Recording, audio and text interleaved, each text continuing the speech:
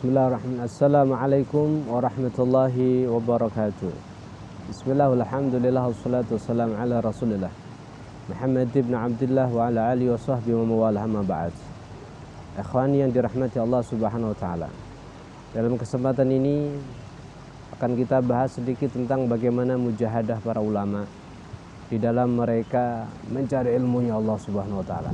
Mereka tidak bermujahadah kecuali terdorong daripada mereka satu ayat Allah subhanahu wa ta'ala yang Allah menggambarkan wa ja'alna minhum a'immatan yahduna bi amrina lamma sabaru, dan kami telah jadikan di antara mereka sebagai seorang imam, seorang pemimpin yang akan mendapatkan banyak manfaat karena menjadi seorang imam dan pemimpin. Yahdu bi amrina, mereka bisa memberikan hidayah dengan urusan agama kami, dengan agama Allah. Mereka menjadi pemimpin daripada agama Allah lamma sabaru, di saat mereka bersabar di dalam mendapatkan ilmunya Allah subhanahu wa ta'ala. Wa kanu bi ayatina yuqinun, dan mereka benar-benar dengan tanda Allah menjadi orang-orang yang yakin. Oleh karenanya perhatikan habru hadil ummah, seorang mufassir hadil ummah, ahli tafsirnya umat Nabi Muhammad sallallahu alaihi wasallam, beliau Sayyidina al-Imam Sayyidina Abdullah bin Abbas radhiyallahu anhuma, beliau mengatakan ketika beliau bercerita tentang keadaan beliau waktu mencari ilmu, fakuntu atar rajul fa'as'al an, maka ketika itu saya datang kepada seseorang yang saya anggap punya ilmu, saya datanginya untuk aku bertanya, untuk aku menimba ilmu kepadanya. Maka ketika dikatakan kepadaku fahuwa na'im, dia sedang tidur, fatawasad ridai, maka aku pun tidak bergegas untuk pulang. Maka aku jadikan selendang ini sebagai bantal untuk aku jadikan bantal untuk kemudian aku menunggu dalam keadaan tertidur miring.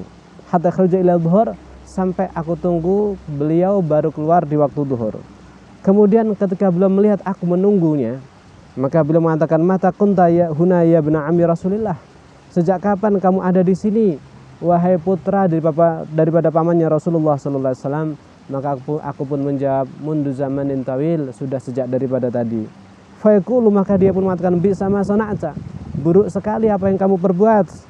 Hal alam tani, kenapa kamu tidak memberitahu kepadaku sejak awal kamu datang sehingga aku bisa keluar untuk memenuhi daripada keinginan engkau. Maka aku pun mengatakan, aku kepingin engkau keluar kepadaku setelah seluruh hajat-hajat kamu terpenuhi. Perhatikan ini, tawadhu beliau, kesabaran beliau, kesungguhan beliau, keuletan beliau Sayyidina Abdullah bin Abbas radhiyallahu anhuma di dalam mencari ilmunya Allah subhanahu wa ta'ala.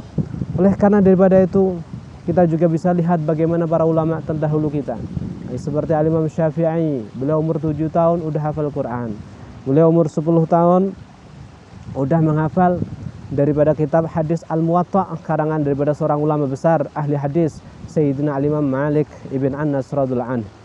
Perhatikan Imam Syafi'i, tahukah Anda, Imam Syafi'i ini seorang ulama yang tumbuh dalam keadaan yatim, dalam keadaan tidak hidup dalam asuhan daripada ibunya, dalam keadaan ekonomi yang begitu minim sekali, sampai dikatakan ketika masa kecil beliau mencari ilmu enggak menemukan kertas untuk menulis daripada ilmu yang didapati daripada gurunya.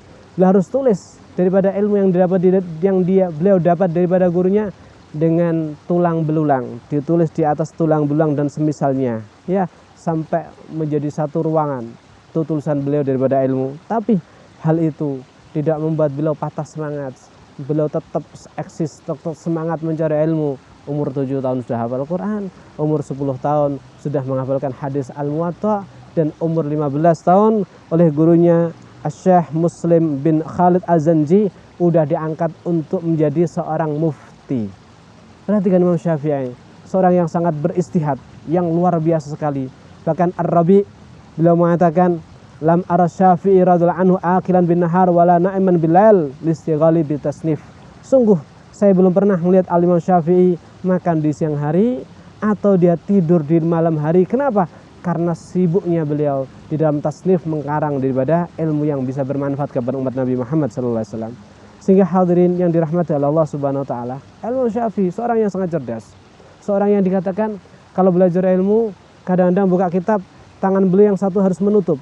Kenapa? Khawatir kalau tidak ditutup ya kertas yang satu yang ditutup, khawatir kalau nggak ditutup kenapa? Nanti kelirik daripada matanya masuk kepada otak dan terhafal. Itu Imam Syafi'i, seorang yang sangat cerdas. Pernah suatu ketika beliau hadir dalam majelisnya Imam Malik. Di saat itu beliau ada di belakang. Melihat keadaan Syafi'i, Imam Malik menyampaikan ada sekitar 18 hadis. Menyampaikan 18 hadis. Beliau ada di belakang, dari beliau seperti main-main dengan tangannya. Maka ketika selesai pelajaran dipanggil sama gurunya Imam Malik. Kamu kesini, siapa kamu? Dari mana asal kamu? Dari bangsa apa? Dari keluarga siapa? Dijawab ini dan seterusnya. Maka pada akhirnya, kenapa aku lihat kamu tadi di belakang bermain-main di saat aku menyampaikan hadis Nabi Muhammad SAW? Maka apa kata Imam Syafi'i? Wahai guru, ya Imam Malik, tahukah anda tidak ada menyampaikan hadis tadi kecuali ana berusaha untuk mencatatnya dalam telapak tangan saya. Dengan cara seperti itu aku telah menghafal. Kalau guru kepingin tahu apa yang setelah saya hafal daripada yang guru sampaikan tadi, maka akan saya sampaikan. Maka subhanallah 18 hadis yang disampaikan Imam Malik telah berhasil dihafal hanya karena mendengar dalam majelis beliau. Sehingga Imam Malik pun mengatakan, ya Muhammad ittaqillah ta'ala. Ya Muhammad, kamu memiliki keistimewaan yang luar biasa. Saya senantiasa berwasiat supaya kamu takut kepada Allah. Kenapa? Pasti orang seperti kamu yang cerdas ini di kemudian hari akan memiliki sya'an, memiliki tingkah atau menjadi orang besar.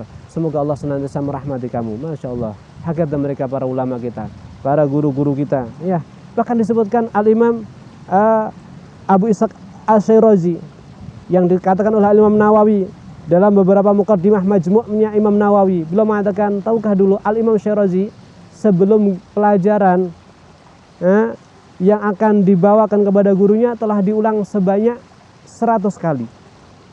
Bahkan Al-Habib Ali meriwayatkan bahwa Imam Syirazi bukan sekedar mengulang 100 kali, tapi diulang 1000 kali.